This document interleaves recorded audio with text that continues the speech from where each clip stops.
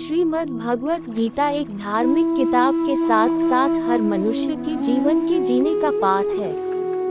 दोस्तों, गीता संसार में सबसे पवित्र और समृद्ध पुस्तक है। गीता साक्षात भगवान श्री हरि विष्णु का रूप माना जाता है। विष्णु भगवान ने इस पुस्तक में संपूर्ण चराचर सृष्टि का वर्णन किया है। इसमें लिखी एक एक बात और श्लोक पत्थर की लकीर समान है। इसलिए गीता को भारत में ही नहीं बल्कि विश्व में भी महान पुस्तक माना जाता है। जो मनुष्य मन को अपने बस में नहीं करता, उनको ये मन विनाश की ओर ले जाता है। जिसने भी गीता के वचनों को अपने जीवन में उतारा है, उसने ही अपने जीवन को सुधारा है। मैं तुम्हें कुरान सुनाऊं, तुम मुझे गीता सुना देना और गीता के सार को जन जन तक पहुंचाना। सुनो, भक्ति भाव से जीवन बिताना है। गीता के ज्ञान को मन में उतारना है। धर्म की राह पर तो मृत्यु भी वरदान है, अधर्म की राह में पुण्य भी श्राप के समान है।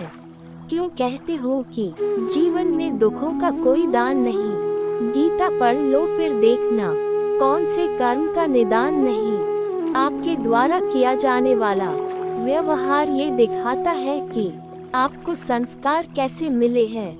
गीता और कुरान सब एक ही संदेश देते हैं, सत्य को जानो, यही श्री हरि विष्णु कहते हैं। निष्काम कर्म की एक ही है परिभाषा, तू बस कर्म कर, मत रखो फल की आशा। गीता ज्ञान की धार है, गीता जीवन का सार है। ज्ञान से प्रसिद्ध गुप्त है, पीवत से आत्मा तृप्त है। भगवान श्री कृष्ण में आस्था है तो उलझन में भी रास्ता है। जब से श्रीमद् भगवत गीता को अपने जीवन में उतारा है, तब से जिंदगी में धन दौलत और खुशियों का उजियारा है। यह अर्जुन की दुविधा है कि श्री कृष्ण की महिमा है।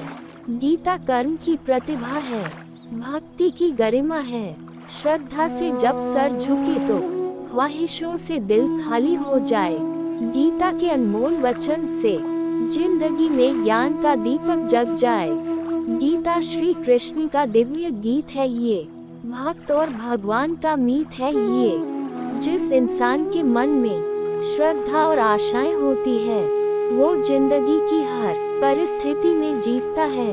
तरकश से तीर निकालने वाला हर योद्धा महान नहीं होता और इस संसार में अर्जुन जैसा धनुर्धर नहीं होता। जब न्याय का फैसला सत्य के पक्ष में ना हो, तो शस्त्र उठाना आवश्यक हो जाता है। अपने हाथों में मैं गीता, जुबान पर कुरान रखता हूँ। खुद के भीतर मैं अब भी मैं एक जिंदा इंसान रखता हूँ। कुरुक्षेत्र से एक ज्ञान मिला जिसे हम गीता कहते हैं। जनकपुर से एक देवी मिली जिसे हम सीता मैया कहते हैं। आओ तुम भी मेरी गीता पढ़ो, मैं भी तेरा कुरान पढ़ता हूँ। आओ तुम भी आरती करो, मैं भी आह्वान करता हूँ। युद्ध भूमि में गीता ने ही सबको राह दिखाई है। गीता के बिना यहाँ मुक्ति किसने पाई है? हौसले को बढ़ाते रहो, अपने उत्साह के उमंग में हरदम कदम बढ़ाते रहो।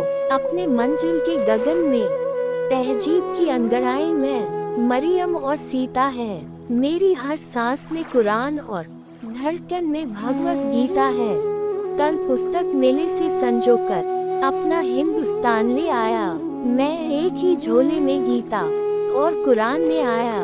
तुलसी पूजन कीजिए, रख गीता को हाथ, नीज अस्तित्व ना खोइए, रहे संस्कृति के साथ।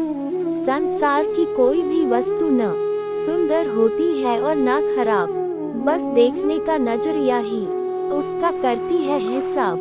गीता के ज्ञान की ज्योति जगा दो मन में हो, हमेशा कर्म योग का उजाला रहे सदा जीवन में। मन को अगर अर्जुन सा जिज्ञासु बना लिया तो आपकी चेतना माधव अपने आप बन जाएगी। वेद, कुरान और गीता को एकाग्रता से पढ़ना होगा। वर्तमान की परिस्थितियों से समझना और परखना होगा। मुझ पर विश्वास करो, मैं कभी आपको अकेला छोड़ने वाला नहीं, क्योंकि जहाँ कोई नहीं वहाँ भी मैं हूँ। अपने लक्ष्य को स्पष्ट रूप से अपने अंतर्दृष्टि में देखते रहिए, अपने कर्म को सही दिशा में करते रहिए। जब धर्म उतरता है रणभूमि में, तब सारे अस्त्र और शस्त्र अपने आप ही झुक जाते हैं। सर्वोपरि है राष्ट्र धर्म, मन में ना रखो कोई भ्रम।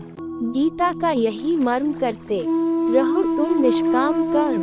गीता कुरान जैसी किताबें हमें जीना सिखाती है, फिर भी लोग जिंदगी को किताबों से अलग रखते हैं। जो व्यक्ति यह जान लेता है कि वो स्वयं कुछ नहीं कर रहा है, तो उसके हाथों ही कोई महत्व का काम होता है।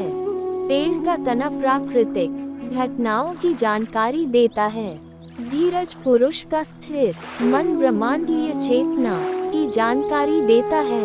चलो तुम एक बात मानो, श्री कृष्ण की गीता को जानो, सभी सवालों के जवाब मिल जाएंगे। देखने के सारे नजरिया बदल जाएंगे। जीवन में अगर खुश रहना है तो अपने आप से प्रेम करना सीखो। केवल स्वयं से अपेक्षा रखिए, अन्य से नहीं। रामायण, महाभारत और गीता हमारे जीवन को बेमिसाल बनाती है। हर समस्या का निदान देकर सभी के जीवन को महान बनाती है।